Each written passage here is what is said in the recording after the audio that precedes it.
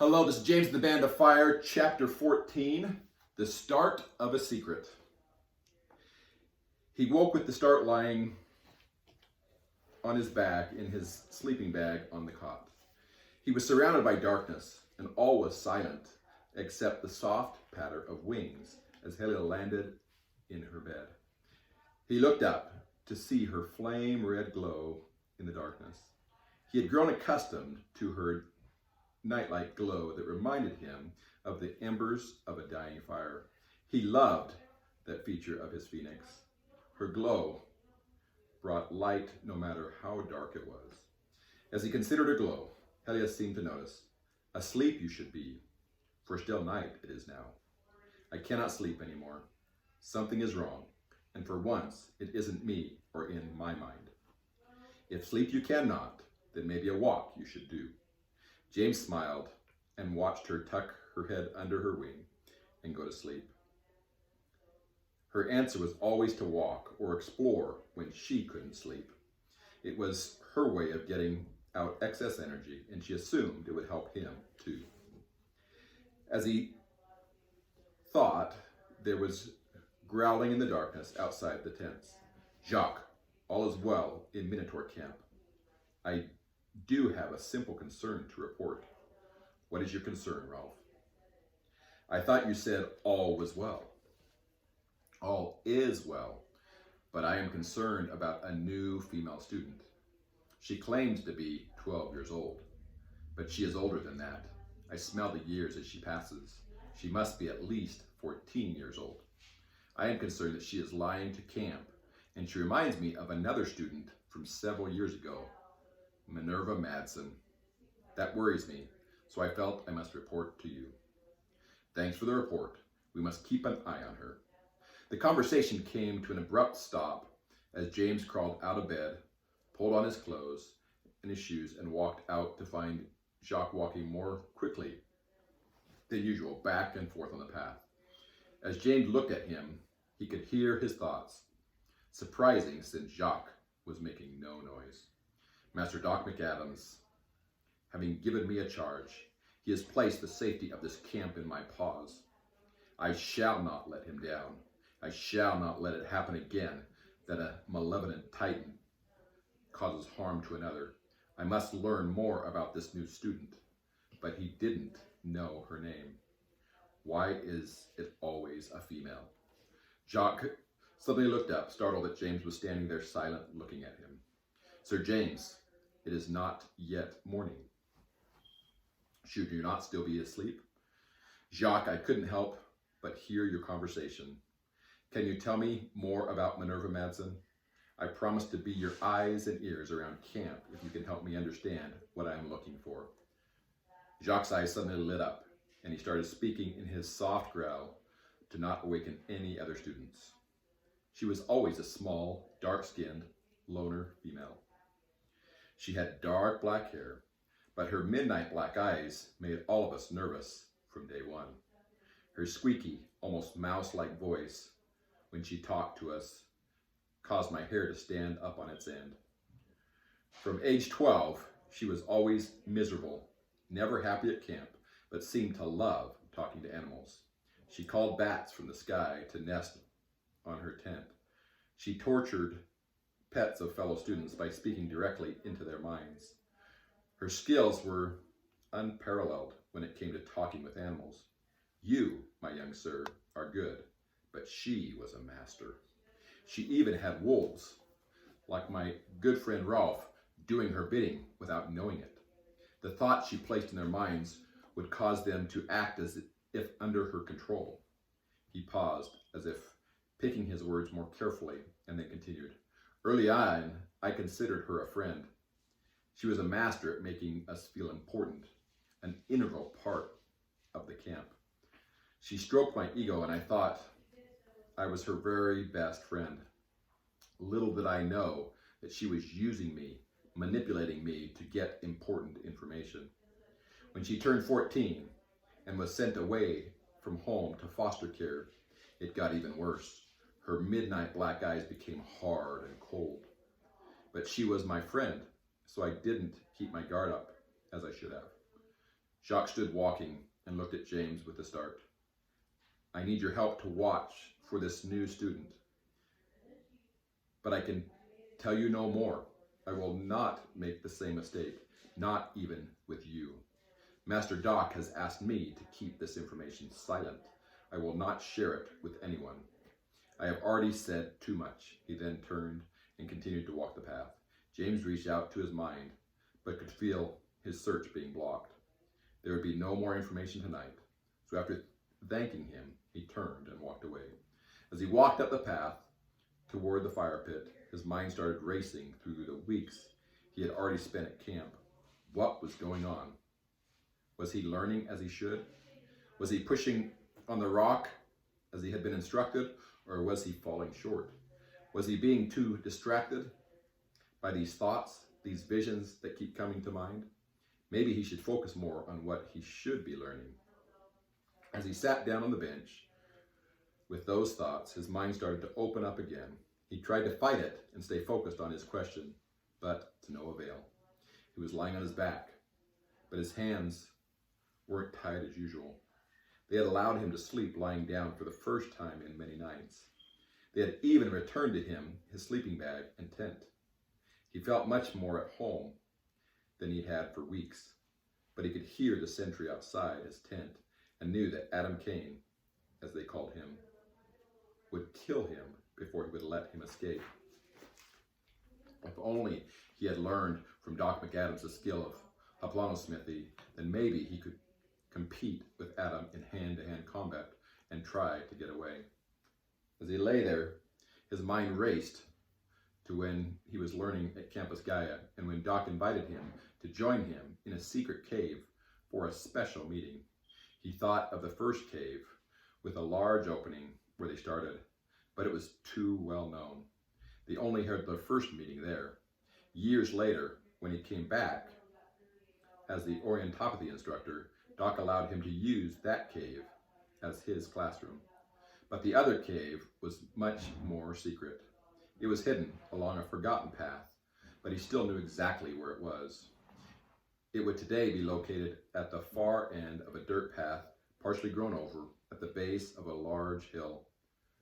The 3-foot by 3-foot opening was completely hidden by overgrowth and was the perfect spot for the course of the Phoenix Senses to be held.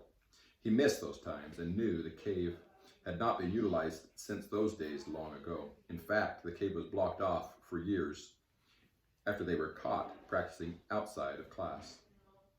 The leaders of the Band of Fire at the time, in our 6th year, were concerned that we were forming an army or a group of titans to overcome the world and take control of all others.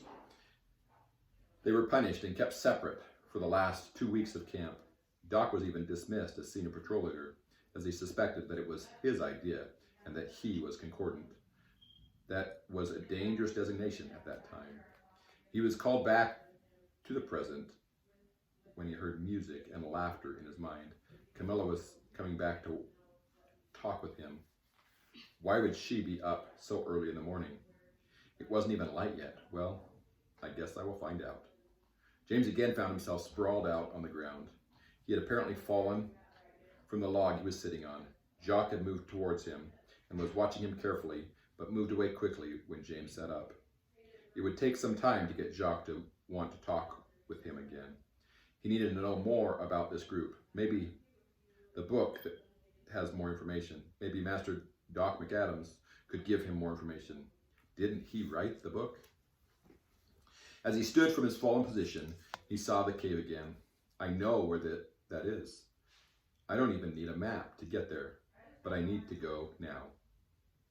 He looked back at his tent and decided he didn't have time to return and began to quickly walk out of camp. As he moved quickly, he heard short steps racing towards him. A smile came to his face as a voice popped into his mind, speaking very quickly, as only one person he knew could. You will not have an adventure without me. I don't know where you are going, but I'm in. And Becca quickly came to his side. As he turned to look at her with excitement, a flame red glow caught his peripheral vision flying out of the tent. I too shall be by your side be, came Helia's music in his mind. With his two best friends by his side, they hurried quickly to where James knew they were going. They raced past the snow-white cabin with red trim, up the dirt path, and traveled 5 minutes to the overgrown path.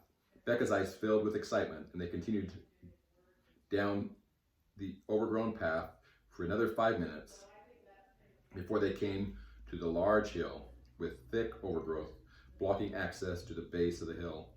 James walked right to the opening, and Helia flew in. Becca followed, and James likewise crawled in. The soft red glow of Helia lit the walls with firelight glow. The walls seemed to reflect her light and partially illuminate the entire room. It was not bright enough to truly see. Becca smiled and pulled 2 flashlights from her pockets and handed one to James. As they lit the flashlights, the large room became as bright as noonday sun. It appeared that the small flashlights were being reflected off the wall and ceiling in every direction. Each wall the light hit seemed to increase in brightness and significantly multiply the light that was being created. This room was much larger than the Great Hall and had crystalline rock lining the walls and ceiling. There was no stalactites or stalagmites and no passageways coming off the large room where they stood. There was absolutely no sound from the outside heard in that room. James thought of his dad and closed his eyes to see if any additional information was available. Nothing happened, except he heard a sheet of paper about 60 feet in front of him on one of the walls. He quickly walked toward it, just as Becca, reading his mind, knew what he was headed for. She ran to his side, and they pulled the paper off the wall and began to examine it. It was 8 inches by 10 inches sheet of yellow lined paper with beautifully written old script writing in black ink. James knew exactly what it was as they looked at it. Becca finished the last name and looked up at James. "What are phoenixenses?" And the paper says, Felicity's phoenixenses, Dockery McMadams, Arya Thorngardner, Dakota Ironhorse, Simon John Adamson, Juliana Gaia Abel, Zena Smith, Cornelia C. Sampson, Jens Christensen, Hans Christian Boone, Alice Megan Davenport, James William Enlow, Mabel J. Wood, Ruby Allen Seanox, Logan Montgomery. James smiled, but before he could give an answer, words seemed to echo from the walls. There are 7 skills that you must know to understand who we are. Each skill is best exercised through simple tasks and careful study. Although you're blessed with only one Titan skill, you can develop each skill to some degree as we carefully study and work. I propose that we start a study group, a secret group, where we help each other develop our skills. I want to get better at each of the skills if possible, but I need your help. What do you think? Came a strong male voice reminiscent of Master Doc McAdams. Each of us have special skills and different abilities. The 7 of us can share our skills and how we have developed them over the last 2 years. What should we call this group? A female voice questioned. I say phoenixenses, since that is a term that nobody will recognize as a group, echoed a second male voice that sounded much like Master Dakota Ironhorse. Becca looked at James in amazement, who also looked a little startled at the words, but recognized them from the words he had read earlier. I have figured out how to become a more skilled concordant, while helping each of you also become better Titans, James responded with a smile. I want to organize a similar group where each of us can use our unique talents to grow as a group in power and skill. Becca looked a little startled and hesitated for a moment before starting to talk in a low pitch, very slow, with trepidation that James had never heard in her voice. I heard that Master Doc McAdams was in a ton of trouble during his last year. Rumors and gossip say, since I couldn't find any documentation in the books I could find, that he and a group of students were forming an army to take over the world. Is this that group? I don't know about taking over the world, but it was Master Doc McAdams' only way to further develop his concordant skills without being expelled from camp. I recommend we do the same. I need help becoming a true concordant. James saw fear in Becca's eyes. Then his mind went dark, and he found himself in Becca's home, watching her, sitting on her bed, holding the Book of Adam, with her bedroom door closed. Maybe now I can live up to Mom and Dad's expectations. They are powerful titans, recognized by all as talented telepaths. But what if I'm not a telepath? Will they still love me if I have another skill? They have always told me that they are sure I will be a telepath. I must learn as much as I possibly can to prepare for this camp and make sure I don't let them down. The vision faded and James found himself in Becca's kitchen looking at her mother across the table.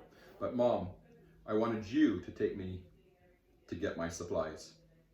Sarah Adamson has offered to take you. Then you can go with James too. You always like to be with him, her mom said with a smile. Can't you at least wait one more day before you and Dad leave? You know I can't. My schedule belongs to the Band of Fire. If they need us, we must go, especially since Simon Adamson is missing. Please don't argue anymore. We have already made our decision. He then watched Susie Solomon put on her jacket and walk out the door into the garage. He felt sadness flood over Becca, and the vision faded again. Becca sat again on her bed, with her door once again closed. Grandma was downstairs since Mom and Dad were gone again, but she was in no mood to visit with her. She sat there holding Tom, looking at him with a little wonder. Master, I want to help you be happy. Becca's eyes got wide because the voice came from Tom without his mouth even moving. So James thought she already knew he could talk. But Becca interrupted him. I don't have the skills to talk with an animal. It has never worked when I have tried. Why can you speak to me? I speak with those that love me through telepathy. And Tom seemed to smile at her. And you are mine, Becca said with increasing speed and excitement. You shall be my very best friend. No, I will be a good friend, but James will still be your best friend. He will need your help. What? Why would he need my help? You are very smart. You read more than he. Only with your help can he become a Titan. He has always needed you. The vision faded, and James found himself in a tent. He knew that they must be at camp. In a tent, Jacques would never let him enter, especially when he saw Becca sitting on her cot, holding Tom and crying. James is concordant. He will not need me, she almost screamed in her tent. How can I help him when he will be better at everything than me? Even his telepathy will develop past my own skills. The vision blurred and then returned to the same scene, but Becca was not crying. It was days later and she was talking rapidly to Tom about the talk she just had with James. He needs me. Nobody else can help him like I can. He trusts me and wants me to help him become concordant. With my help, he will be able to save his dad from Camilla. Isn't that a great idea? You don't need him to be important. Your worth comes from within. But he needs me. I can do it. The vision faded again, and James found himself looking at a startled Becca standing across from him. Did you see all that? She asked with fear in her eyes. I can't do this without you, James said immediately. Every step of the way, I have been depending on you. That is not going to change anytime soon. But the Phoenix Senses will help you. You will not need me as much. I want you to help me lead the Phoenix Senses. Your telepathy skills are far more developed than mine. You can help everyone in our group so much more because of this ability. Becca wanted to argue, but enjoyed the compliment. Okay, but we must be careful. I will not be kicked out of camp our first year. My parents would never forgive me and would pay even less attention to me if I don't develop into a true Titan. Well, I can help you and you can help me. I think you will be far more powerful than your mom or dad will ever be. Becca smiled and nodded. Who should we invite, do you think? I recommend Carrie and Michael at this time. We should maybe start with just 4. Becca looked pleased with the suggestion, and James felt the fear and trepidation leave her. Just then a song filled the cave, and Helia started speaking from the walls. James knew immediately that Becca likewise could understand. You shall start with 2, for tonight the instruction shall start. If me you trust and listen, more powerful yet you shall be. Becca's eyes lit up with excitement and everything went dark. Becca, James, and Helia were racing through the sky in the darkness, and James knew the instruction was about to begin. As Helia's voice continued in the background, James and Becca found themselves in a cabin. It was a cabin that James recognized as belonging to Master Doc McAdams, but it was decorated differently and seemed to be newer. As the view cleared, James noticed a younger Master Doc McAdams and a young woman, probably around 16 years old. She was a slender girl with long curly brown hair, dark blue eyes, a small nose, and a slightly round face. James couldn't help but notice how beautiful she was, and he felt that he recognized her, but didn't know where he last saw her. Becca's face became a large smile, but before she could talk, the woman started talking. Master McAdams, my mother told me that you started the secret group she was a part of. You organized the classes to further improve the skills of all involved. You are the reason it all happened.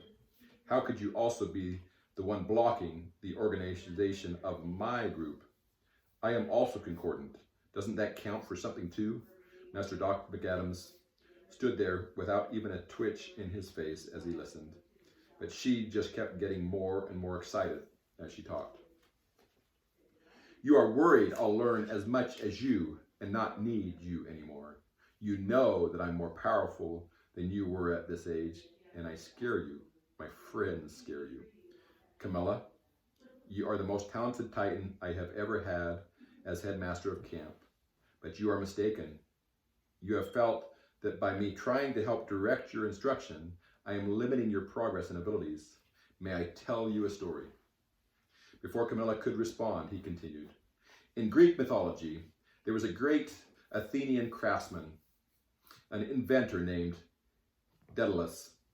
He was asked by King Minos of Crete to build a prison for the Minotaur, who was the half-man, half-bull monster offspring of King Minos' wife and the Cretan bull. Daedalus was such a great inventor that he created a labyrinth from which the Minotaur could not escape. It was the perfect prison. As time passed, however, King Minos became jealous of Daedalus and accused him of treason for helping his enemy Theseus survive the labyrinth and kill the Minotaur contained therein. Therefore, Daedalus and his son, Icarus, were imprisoned in the labyrinth.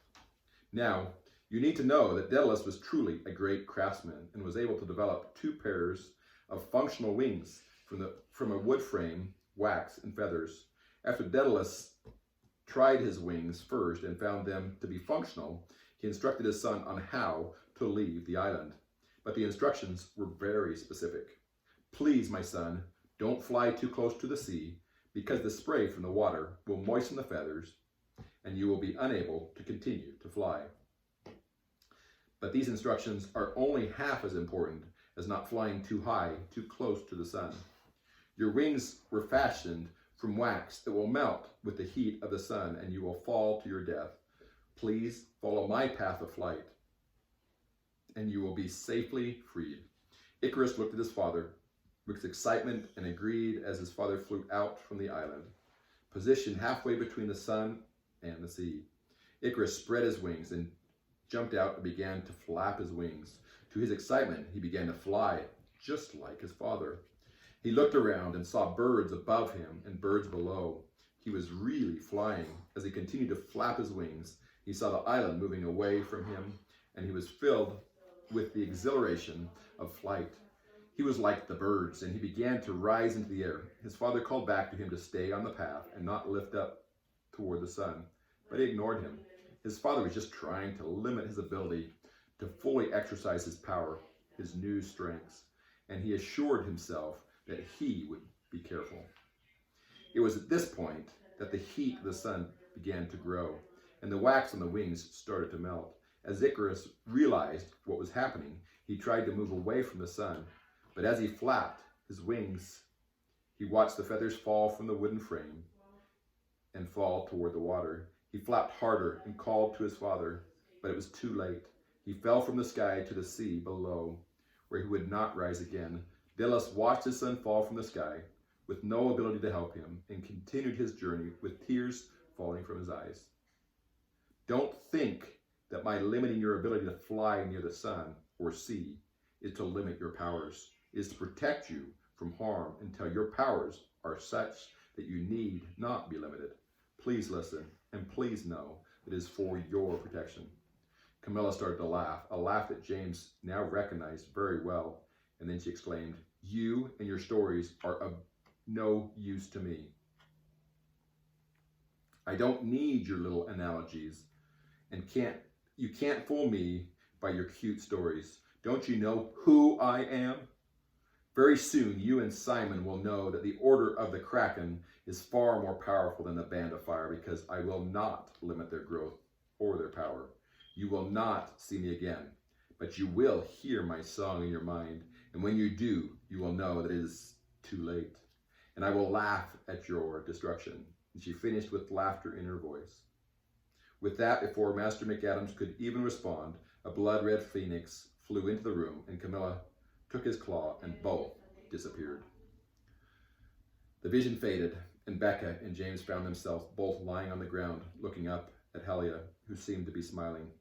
"James, my boy, come a day will, when see what I see you will, and weakness will not you break, and knee bend you will not." Becca struggled to her feet, surprised at how tired she was as Helia continued to speak. "Will you, as Camilla, mistaken be, or learn much more you will? As Phoenicenses, serve yourselves you will not, but to others service you shall do. Which lake will you now be?" Becca looked at James with a start, remembering the story James was told by Master McAdams after being classified as a concordant. They hadn't talked about that much since the first and second days of camp, but Becca didn't forget such simple details, and apparently neither did Helia. The discussion continued for more than an hour until James and Becca began to grow very drowsy and decided it was time to return to camp and get a little sleep before morning was to break.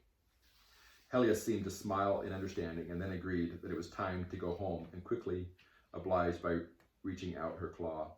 Becca and James each grabbed a claw, and moments later found themselves standing on the path by Jacques. They went their separate ways, and James quickly fell asleep upon entering his tent. The rest of the night was quiet and uneventful, even for Helia, who collapsed exhausted into her nest-like cage.